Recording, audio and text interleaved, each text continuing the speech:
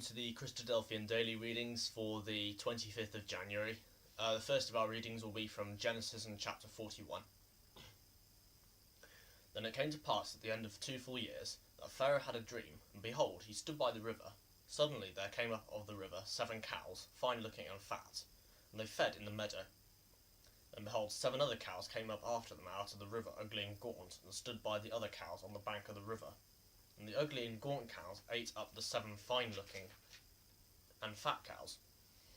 So Pharaoh awoke. He suddenly slept and dreamed a second time, and suddenly 7 heads of grain came up on one stalk, plump and good. Then behold, 7 thin heads, blighted by the east winds, sprang up after them. And the 7 thin heads devoured the 7 plump and full heads. So Pharaoh awoke, and indeed it was a dream.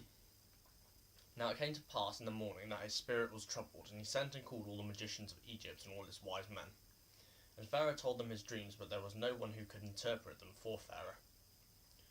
And the chief butler spoke to Pharaoh, saying, I remember my faults this day, when Pharaoh was angry with his servants, and put me in custody in the house of the captain of the guard. Both me and the chief baker, we each had a dream in one night, he and I. Each of us dreamed according to the interpretation of his own dream. Now there was a young Hebrew man with us there, a servant to the captain of the guard. We told him, and he interpreted our dreams for us. So each man he interpreted according to his own dream. And it came to pass, just as he interpreted for us, so it happened. He restored me to my office, and he hanged him. Then Pharaoh sent and called Joseph, and they brought him quickly out of the dungeon. And he shaved and changed in his clothing, and came to Pharaoh. And Pharaoh said to Joseph, I have a dream, and there is no one who can interpret it. But I have heard it said that you can understand a dream to interpret it. So Joseph answered Pharaoh, saying, It is not in me. God will give Pharaoh an answer of peace. Then Pharaoh said to Joseph, Behold, in my dream I stood on the bank of the river. Suddenly 7 cows came up of the river, fine looking and fat, and they fed in the meadow. And behold, 7 other cows came up after them, poor and very ugly and gaunt. Such ugliness I have never seen in all the land of Egypt. And the gaunt and ugly cows ate up the first 7, the fat cows, and when they had eaten them up, no one would have known that they had eaten them. They were just as ugly as the beginning, so I awoke. Also I saw in my dream, and suddenly 7 heads came up on one stalk, full and good. Then behold, 7 heads withered, thin and blighted by the east wind, sprang up after them. And the thin heads devoured the 7 good heads. So I told this to the magicians, but there was no one who could explain this to me. And Joseph said to Pharaoh, The dreams of Pharaoh are one. God has shown Pharaoh what he is about to do. The 7 good cows are 7 years, and the 7 good heads are 7 years. The dreams are one, and the 7 thin and ugly cows which came up after them are 7 years, and the 7 empty heads, blighted by the east wind, are 7 years of famine. This is the thing which I have spoken to Pharaoh. God has shown Pharaoh what he is about to do. Indeed, 7 years of great plenty will come throughout all the land of Egypt, but after them 7 years of famine will arise, and all plenty will be forgotten in the land of Egypt, and the famine will deplete the land. So the plenty will not be known in the land because of the famine following, for it will be very severe. And the dream was repeated to Pharaoh twice, because the thing is established by God, and God will shortly bring it to pass. Now therefore let Pharaoh select a discerning and wise man, and set him over the land of Egypt. Let Pharaoh do this, and let him appoint officers over the land, to collect 1/5 of the produce of the land of Egypt in the 7 plentiful years. And let them gather all the food of those good years that are coming, and store up grain under the authority of Pharaoh, and let them keep food in the cities. Then that food shall be as a reserve for the land for the 7 years of famine, which shall be in the land of Egypt, that the land may not perish during the famine. So the advice was good in the eyes of Pharaoh, and in the eyes of all his servants. And Pharaoh said to his servants, Can we find such a one as this, a man in whom is the Spirit of God? And Pharaoh said to Joseph, Inasmuch as God has shown you all this, there is no one as discerning and wise as you. You shall be ruler over my house, and all my people shall be ruled according to your word. Only in regard to the throne will I be greater than you. And Pharaoh said to Joseph, See, I have set you over all the land of Egypt. Then Pharaoh took his signet ring off his hand and put it on Joseph's hand, and he clothed him in garments of fine linen, and put a gold chain around his neck. and he had him ride in the second chariot which he had. And so they cried out before him, Bow the knee. So they set him over all the land of Egypt. Pharaoh also said to Joseph, I am Pharaoh, and without your consent no man may lift his hand or foot in all the land of Egypt. And Pharaoh called Joseph's name Zaphnath-Paneah, and he gave him as a wife Asenath, the daughter of Potiphera, priest of On. So Joseph went out over all the land of Egypt. Joseph was 30 years old when he stood before Pharaoh, king of Egypt. And Joseph went out from the presence of Pharaoh, and went throughout all the land of Egypt. Now in the 7 plentiful years the ground brought forth abundantly.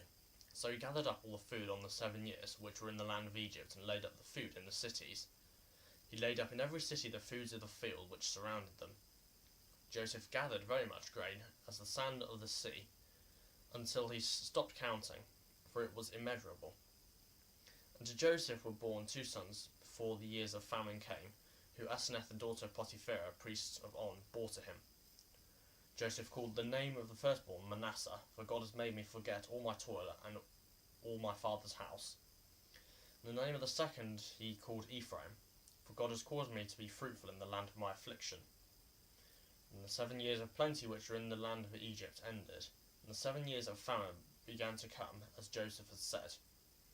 The famine was in all the lands, but in all the land of Egypt there was bread. So when all the land of Egypt was famished, and the people cried to Pharaoh for bread, then Pharaoh said to all the Egyptians, Go to Joseph, whatever he says to you, do.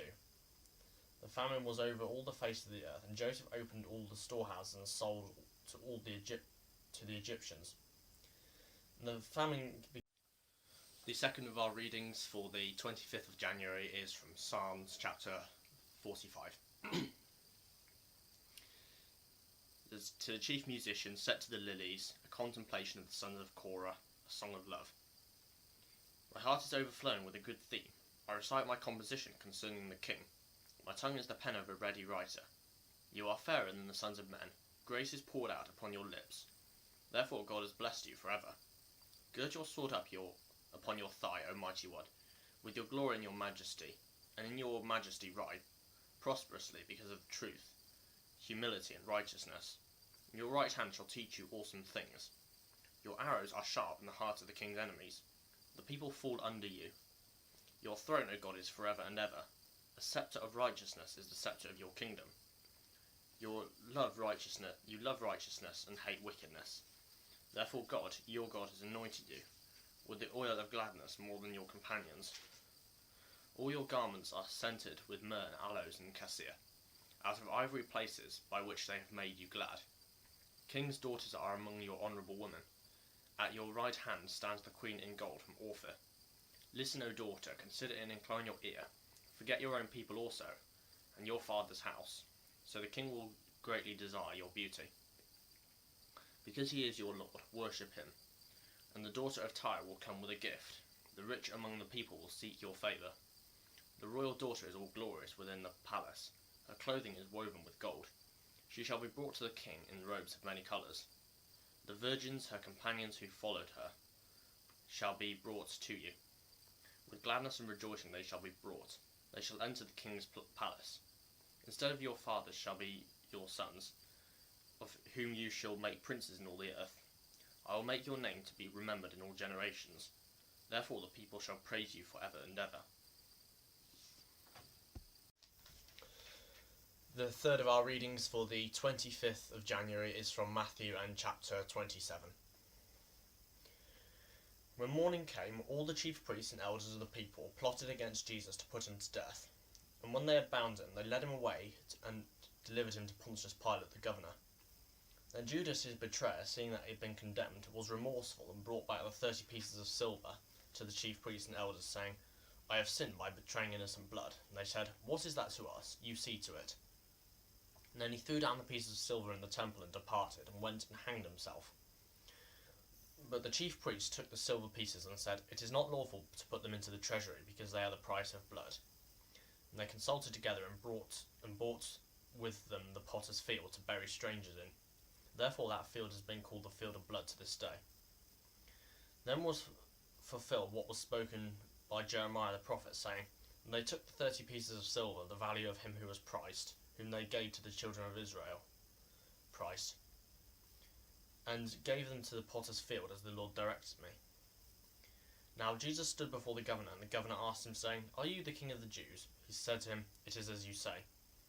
And while he was being accused by the chief priests and elders, he answered nothing. Then Pilate said to him, Do you not hear how many things they testify against you? But he answered him not one word, so that the governor marvelled greatly. Now at the feast of the governor was accustomed to releasing of the multitude one prisoner whom they wished. And at that time they had a notorious prisoner called Barabbas. Therefore when they had gathered together, Pilate said to them, Who do you want me to release to you, Barabbas, or Jesus, who is called the Christ? For he knew that they had handled him over because of envy. Whilst he was sitting on the judgment seat, his wife said to him, saying, Have nothing to do with that just man, for I have suffered many things today in a dream because of him. But the chief priests and elders persuaded the multitudes that they should ask for Barabbas and destroy Jesus.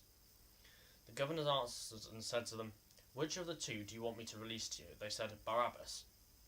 Pilate said to them, What then shall I do with Jesus, who is called Christ? They all said to him, Let him be crucified. Then the governor said, Why, what evil has he done? But they cried out the more, saying, Let him be crucified.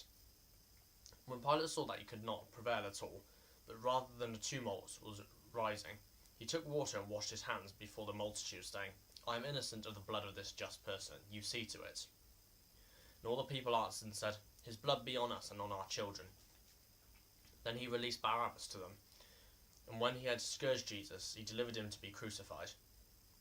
And the soldiers of the governor took Jesus into the praetorium and gathered the whole garrison around him. And they stripped him and put a scarlet robe on him. When they had twisted a crown of thorns, they put it on his head, and a reed in his right hand. And they bowed the knee before him, and mocked him, saying, Hail, King of the Jews! And they spat on him, and took the reed, and struck him on the head. When they had mocked him, they took the robe off him, put his own clothes on him, and led him away to be crucified. Now as they came out, they found a man of Cyrene, Simon by name. Him they compelled to bear his cross. And when they had come to a place called Golgotha, that is to say, place of a skull, they gave to him sour wine mingled with gall to drink. But when he had tasted it, he would not drink. Then they crucified him and delivered his garments, casting lots, that it might be fulfilled which was spoken by the prophet. They divided my garments among them, and for my clothing they cast lots. Sitting down, they kept watch over him there, and they put up over his head the accusation written against him, This is Jesus, King of the Jews. Then 2 robbers were crucified with him, one on the right and another on the left. And those who passed by blasphemed him, wagging their heads, and saying, You who destroy the temple and build it in 3 days, save yourself. If you are the Son of God, come down from the cross. Likewise the chief priests also, mocking, and with the scribes and elders, said, He saved others, himself he cannot save. If he is the King of Israel, let him come now down from the cross, and we will believe him. He trusted in God, let him deliver him now if he will have him. And he said, I am the Son of God. Even the robbers who were crucified with him reviled him with the same thing. Now on the 6th hour until the 9th hour there was darkness all over the land. And about the 9th hour Jesus cried out with a loud voice, saying, Eli, Eli, lama sabachthani, that is, my God, why have you forsaken me? Some of those who stood there, when they heard that, said, This man is calling for Elijah. Immediately one of them ran and took a sponge, and filled it with sour wine, and put it on a reed, and offered it to him to drink. The rest said, Let him alone, let us see if Elijah will come and save him. And Jesus cried out again with a loud voice, and yielded up his spirit. Then behold, the veil of the temple was torn in two from top to bottom, and the earth quaked, and the rocks were split. And the graves were opened, and many bodies of the saints who had fallen asleep were raised. And coming out of the graves after his resurrection, they went into the holy city and appeared to many. So when the centurion and those with him who were guarding Jesus saw the earthquake and the things that had happened, they feared greatly, saying, Truly this was the Son of God. And many women who followed Jesus from Galilee, ministering to him, were there looking from afar, among whom were Mary Magdalene, Mary the mother of James and Joseph, and the mother of Zebedee's sons. Now when evening had come, there was a rich man from Arimathea named Joseph, who himself also became a disciple of Jesus. This man went to Pilate and asked for the body of Jesus. And Pilate commanded the body to be given to him. When Joseph had taken the body, he wrapped it in a clean linen cloth and laid it in his new tomb, which he had hewn out of the rock. And he rolled a large stone against the door of the tomb and departed. Mary Magdalene was there, and the other Mary sitting opposite the tomb. On the next day, which followed the day of preparation, the chief priests and Pharisees gathered together to Pilate, saying, Sir, we remember while he was still alive, how that deceiver said, After 3 days I will rise. Therefore command the tombs be made secure until the 3rd day, lest his disciples come by night and steal him away, and say to the people, He has risen from the dead. So the last deception will be worse than the first. Pilate said to them, You have a guard, go on your way and make it as secure as you know how. So they went and made the tomb secure, sealing the stone and setting the guard.